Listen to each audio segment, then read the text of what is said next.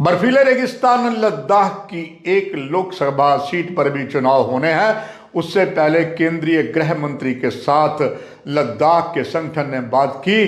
फिलहाल वो बात पूरी सफल नहीं हो पाई है। इसके बावजूद भी केंद्रीय गृह मंत्री ने ये आश्वासन दिया है कि प्रधानमंत्री ने जो भरोसा दिया है उस पर वो प्रतिबद्ध है।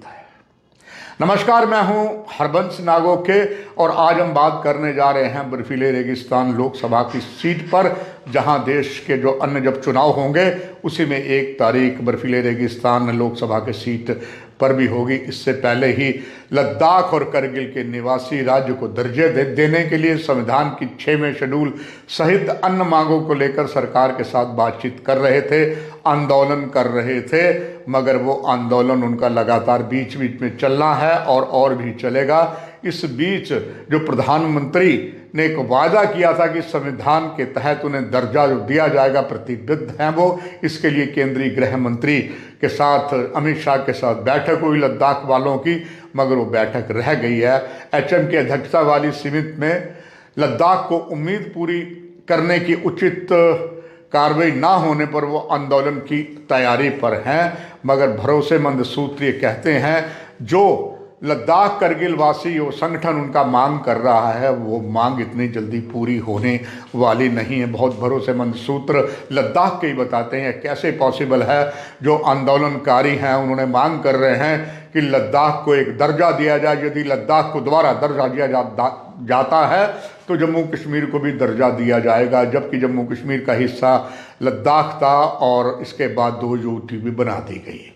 अभी भी लद्दाख में लगभग 1,73,566 स्क्वायर किलोमीटर है और इसमें 1,59,000 मतदाता थे जिन्होंने 2019 में लोकसभा के समय मतदाता थे। और वहां पर कारगिल, नुब्रा और लेह जनस्कारिय 4 विधानसभा की सीटें हैं। पिछले लोकसभा के चुनाव में जामग्यांग सेरिंग नामग्याल 42,914 वोट ले गए थे और वो सफल हुए थे।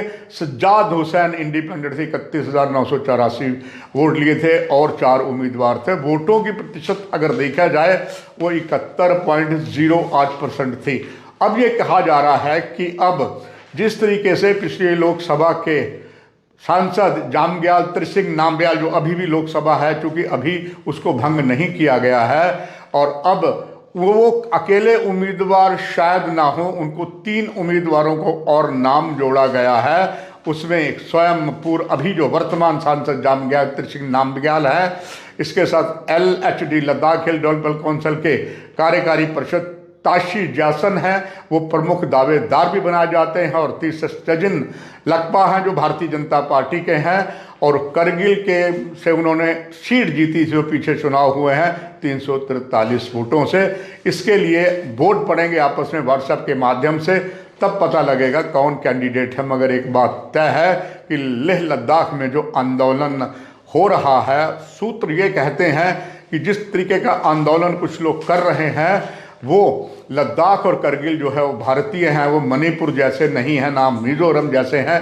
वो पूरी तरीके से देश की एकता, प्रभुसत्ता, अखंडता के लिए कटिबद्ध हैं और वही ये करेंगे। इसके बावजूद भी उनका ये मानना है कुछ वहाँ पर ऐसे शरारती तत्व भी हैं जो बात को भड़का रहे हैं। मगर लद्दाख के बारे में कहा जाता है कि लद्दाख बहुत ही बुद्धिजीवी हैं, बुद्धिस्ट हैं, कारगिल हैं। और अगर कारगिल की बात करें, शिया में ज़्यादा कारगिल हैं और वो भी इतना सब कुछ करने के बावजूद भारत के साथ ही रहना चाहते हैं। वो कभी भी किसी और देश के साथ नहीं जाना चाहते हैं।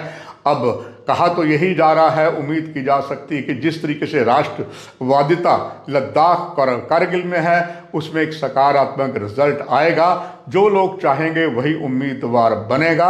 आखिर में वही बात कि ऊंट किस करवट पर बैठेगा वो तो ईवीएम में मतदाता ही बताएंगे। उससे पहले लद्दाख के बारे में ये जानकारी आपको दी। आपको ये भी बताते चले जम्मू कश्मीर की जो कुल मिलाकर लद्दाख को लेकर अलग ड्यूटी है, 6 लोकसभा की सीटें हैं, उस बारे में आपको बताते हम रहेंगे। इस कार्यक्रम की यही समाप्ति। नमस्कार।